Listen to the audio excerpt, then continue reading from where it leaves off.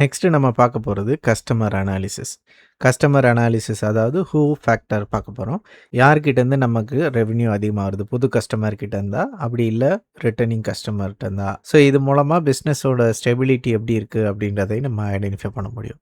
So அதுக்கு வந்து new page ஒன்று கிளிக் பண்ணிக்கோங்க. ஸோ இதுக்கு ப்ராப்பரான நேம் ஒன்று குடுத்துடுறோம். இந்த மாரி நியூ பேஜ் கிரியேட் பண்றத விட இன்னொரு விஷயம் நீங்க ஈஸியா பண்ண முடியும். இப்ப எக்ஸிஸ்டிங் பேஜ் இருக்கு இல்லையா? நம்ம இதுல ஸ்லைஸர், டைட்டில் எல்லாமே செட் பண்ணிட்டோம். ஸோ நீங்க இத அப்படியே டூப்ளிகேட் பண்ணிட்டு கூட பண்ண முடியும்.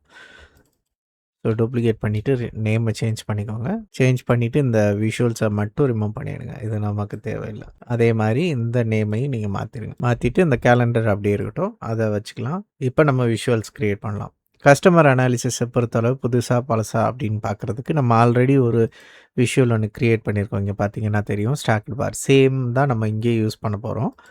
இத நீங்க அப்படியே காப்பி பண்ணி இங்க பேஸ்ட் பண்ணிக்கலாம். ஸோ இது அகைன் மந்த் ஓவர் மந்த் இருக்கு. இத நீங்க 3 டிஃபரெண்ட் செக்மெண்ட்டா பிரிச்சுக்கலாம். குவார்ட்டர் வைஸ், மந்த் வைஸ், இல்ல டே வைஸ். எப்படி உங்களோட பிஸ்னஸ் யூசர் பார்க்க போகிறாங்களோ அதுக்கு தகுந்த மாதிரி நீங்கள் பிரிச்சுக்கலாம். ஓகே, இதே கார்டை தான் யூஸ் பண்ண போகிறோம். பட் இதே சேம் கேபிஐ யூஸ் பண்ண போகிறதில்ல. இதில் டோட்டல் கஸ்டமர் ரிமூவ் பண்ணிவிட்டு நம்ம வந்து நியூ கஸ்டமரோட நியூ கஸ்டமர் ஆட் பண்ண போகிறோம். ஸோ இது ரெண்டுக்கான டிஃப்ரென்ஸை தான் நம்ம பார்க்க போகிறோம். அதாவது நியூ கஸ்டமர்ஸ் எவ்வளோ பேர் இருக்காங்க, ரிட்டர்னிங் கஸ்டமர் எவ்வளோ பேர் இருக்காங்க, அதோட பர்சன்டேஜ் எப்படி இருக்குது அப்படின்றத தான் நம்ம இங்கே பார்க்க போகிறோம். நியூ கஸ்டமர்ஸ் இல்லை அப்படின்னா எக்ஸ்பான்ஷன் இல்லைன்னு அர்த்தம். ரிட்டர்னிங் கஸ்டமர்ஸ் இல்லை அப்படின்னா உங்கள் பிஸ்னஸில் ஸ்டெபிலிட்டி இல்லைன்னு அர்த்தம். அதை எக்ஸ்பிளைன் பண்ணுறதுக்காக தான் இந்த கிராஃப் நம்ம இங்கே ஆட் பண்ணியிருக்கோம்.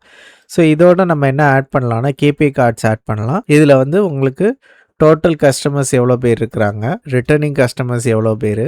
ஸோ இதை பீரியட் வைஸ் அவங்க செக் பண்ணும்போது ஈஸியாக இருக்கும். டோட்டல் கஸ்டமர்ஸ் ஆட் பண்ணியிருக்கான், ரிட்டர்னிங் கஸ்டமர்ஸ் ஆட் பண்ணலாம், தென் நியூ கஸ்டமர்ஸ் ஆட் பண்ணலாம், தென் ரிட்டர்னிங் கஸ்டமரோட பர்சன்டேஜ், நியூ கஸ்டமரோட பர்சன்டேஜ் இது ரெண்டையும் ஆட் பண்ணலாம். ரிட்டர்னிங் கஸ்டமர் பர்சன்டேஜ், நியூ கஸ்டமரோட பர்சன்டேஜ். ஸோ இதை பார்க்கும்போதே தெரியும் எந்த அளவுக்கு பர்சன்டேஜ் இருக்குது, எவ்வளோ கஸ்டமர்ஸ் நியூவாக வர்றாங்க, எவ்வளோ பர்சன்டேஜ் எக்ஸிஸ்டிங் கஸ்டமர்ஸ் இருக்கிறாங்க. ஸோ பிஸ்னஸ் வந்து எக்ஸ்பேன்ஷன் ஆகிட்டு இருக்கா இல்லை ஸ்டெபிலிட்டியாக இருக்கா அப்படின்றத இது மூலமாக பிஸ்னஸ் யூஸை தெரிஞ்சுக்க முடியும். இதே மாதிரி நீங்கள் ட்ரீ மேப் ஆட் பண்ணிக்கலாம். அப்படி இல்லைனா டோனட் சார்ட் ஆட் பண்ணிவிட்டு உங்களோட கஸ்டமர் செக்மெண்ட்டை வச்சு நீங்கள் சேல்ஸை பிரிச்சிங்க அப்படின்னா எந்த செக்மெண்ட்டில் அதிகமான கஸ்டமர்ஸ் நமக்கு ரெவென்யூ தராங்க அப்படின்றத பிஸ்னஸ் யூஸர்னால் ஈஸியாக அண்டர்ஸ்டாண்ட் பண்ண முடியும். ஸோ இதுதான் இம்பார்ட்டண்டான கஸ்டமர் அனாலிசிஸ்.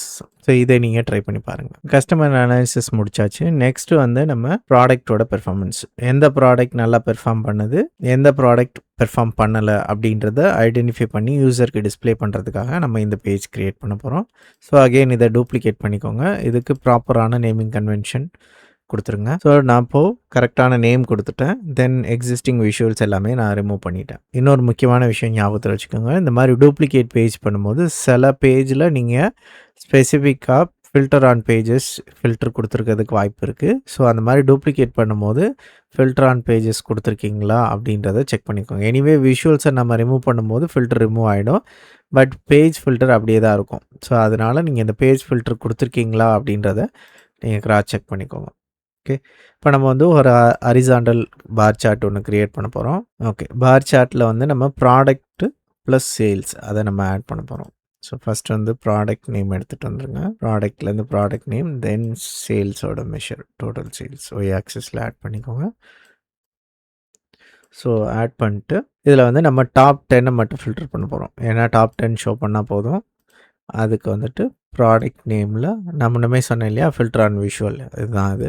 டாப் 10 கொடுத்துக்கோங்க. கொடுத்துட்டு சேல்ஸ் இங்கே 10, தென் total sales value apply. Okay, so நமக்கு இங்கே டாப் 10 சேல்ஸோட வேல்யூ வந்துருச்சு. இதுக்கு அகெயின் நம்ம யூஸ்வலாக பண்ணுற டேட்டா லேபிள்ஸ் மற்ற விஷயங்கள்லாம் பண்ணிக்கோங்க. நெக்ஸ்ட்டு வந்து ப்ராஃபிட் வர்சஸ் சேல்ஸ் அதோட டீப் டைவ் சார்ட் நீங்கள் ஆட் பண்ணலாம். இப்போ நம்மக்கிட்ட வந்து ப்ராஃபிட் இல்லை, அதனால் நம்ம ஆட் பண்ணல. இன்கேஸ் உங்கள் டேட்டா செட்டில் ப்ராஃபிட் இருந்ததுன்னா அது ரெண்டையும் நீங்கள் கம்பேர் பண்ணி ஒரு சார்ட் ஒன்று க்ரியேட் பண்ணலாம். ஸோ இது மூலமாக என்ன ஆகும்னா நீங்கள் எந்த ப்ராடக்ட்டுக்கு அதிகமான ப்ராஃபிட் கிடைக்குது, இல்லை எந்த ப்ராடக்ட் அதிகமான சேல்ஸ் கிடைக்குது அப்படின்றத தெரிஞ்சுக்கலாம். சில ப்ராடக்ட்ஸில் அதிகமான சேல்ஸ் இருக்கும், பட் அதிகமான அளவுக்கு ப்ராஃபிட் இருக்காது. ஸோ அதெல்லாம் பிஸ்னஸுக்கு லாஸ் தான். ஸோ அந்த மாதிரி இடத்துல பிஸ்னஸ் டீம் வந்து டிசைட் பண்ணுறதுக்கு யூஸாக இருக்கும். அந்த டீப் டைவான இன்ஃபர்மேஷன்ஸை நீங்கள் கொடுத்துருங்க. நெக்ஸ்ட் இப்போ நம்ம டாப் 10 கொடுத்துட்டோம். அதே மாதிரி பாட்டம் 5 கொடுக்கணும். அதையும் நம்ம ஆட் பண்ணிக்கலாம். ஸோ இங்கே வந்துட்டு நான் சேம் விஷுவலாக காப்பி பண்ணிக்கிறேன்.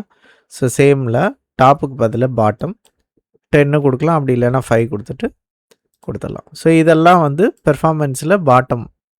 ஸோ இந்த மாதிரி நீங்கள் எந்த ப்ராடக்ட் வந்து பாட்டம் பெர்ஃபார்மர் அப்படின்றதையும் நீங்கள் கொடுத்துட்டீங்க அப்படின்னா மேனேஜ்மெண்ட்டுக்கு ரொம்பவே யூஸ்ஃபுல்லாக இருக்கும். இன்வென்ட்ரி மேனேஜ்மெண்ட் பண்ணுறதுக்கு. ஸோ இந்தந்த ப்ராடக்ட்லாம் சேலே ஆகலைன்னா இதை இன்வென்ட்ரியில் ஸ்டோர் பண்ணி வச்சுக்கிறது வேஸ்ட்டு. ஸோ அதனால் அந்த மேனேஜ்மெண்ட்டை பார்த்துக்கிறதுக்கு ஈஸியாக இருக்கும். இதோட நீங்கள் அடிஷ்னலாக என்ன பண்ணலாம்னா இந்த ப்ராடக்ட்டோட day wise, week wise, month wise பெர்ஃபார்மன்ஸையும் நீங்கள் ஆட் பண்ணலாம். எதுக்காக அப்படின்னா இந்த பர்டிகுலர் ப்ராடக்ட்டோட பெர்ஃபார்மன்ஸ் எப்படி இருக்குது அப்படின்றத ஈஸியாக தெரிஞ்சுக்க முடியும். நீங்கள் வந்து ஜஸ்ட்டு ப்ராடக்ட் நேமை ரிமூவ் பண்ணிடுங்க. ரிமூவ் பண்ணிட்டு ஃபார் எக்ஸாம்பிள் நான் வந்து மந்த்து ஸ்டார்ட் ஆட் பண்ணுறேன். ஸோ இது மந்த் வைஸ் பெர்ஃபார்மன்ஸ் இருக்குது. இன்கேஸ் ஒரு பர்டிகுலர் ப்ராடக்ட் இப்போ இந்த ப்ராடக்ட் வந்து ஒரே ஒரு தடவை தான் சேல் ஆகிருக்கு அப்படின்னு வருதுன்னா எந்த மாதத்தோட ஸ்டாப் ஆகிருக்கு அப்படின்றத ஈஸியாக ஐடென்டிஃபை பண்ண முடியும். அதே மாதிரி எந்த மாதத்துக்கு அப்புறம் சேல் நடக்கவே இல்லை அப்படின்றதையும் தெரிஞ்சுக்க முடியும். அதே மாதிரி டாப்பாக பெர்ஃபார்ம் பண்ணியிருக்குன்னா ஆவரேஜாக மந்த் ஆன் மந்த் இல்லை டே ஆன் டே எப்படி சேல் நடந்திருக்கு அப்படின்றத ஈஸியாக தெரிஞ்சுக்க முடியும். ஸோ இதுக்காகவும் நீங்கள் இந்த ட்ரெண்ட் சார்ட் ஆட் பண்ணிக்கலாம். ஓகே, இப்போ நம்ம அனாலிசிஸ் எல்லாமே கம்ப்ளீட் பண்ணி முடிச்சிட்டோம். நம்ம வந்து ஓவர்வியூ, ட்ரெண்ட், கஸ்டமர், ப்ராடக்ட் இந்த மாதிரி 4 டிஃப்ரெண்ட் பேஜஸ் க்ரியேட் பண்ணி முடிச்சிட்டோம். ஸோ இனிமேல் பார்த்தீங்கன்னா ஸ்டோரி டெல்லிங் தான். Left to right, top to bottom யூசருக்கு புரிகிற மாதிரி நம்ம இந்த ஒரு டேஷ்போர்டை எக்ஸ்பிளைன் பண்ணோம். நெக்ஸ்ட் வீடியோவில் இந்த டேஷ்போர்டை ப்ரொஃபஷனலாக க்ளீனப் பண்ணி ரெஸ்யூமில் எப்படி ஷோ பண்ணுறது அப்படின்றத நம்ம பார்க்கலாம். நெக்ஸ்ட் வீக்கு ரொம்பவே இம்பார்ட்டன்ட் உங்கள் கேரியருக்கு. வீடியோ மிஸ் பண்ணாமல் இருக்க சேனலை சப்ஸ்கிரைப் பண்ணுங்கள். இந்த வீடியோ உங்களுக்கு ரியலாக யூஸ்ஃபுல்லாக இருந்தது அப்படின்னா மறக்காமல் லைக் பண்ணுங்கள். நெக்ஸ்ட் வீடியோவில் பார்க்கலாம். தேங்க்யூ.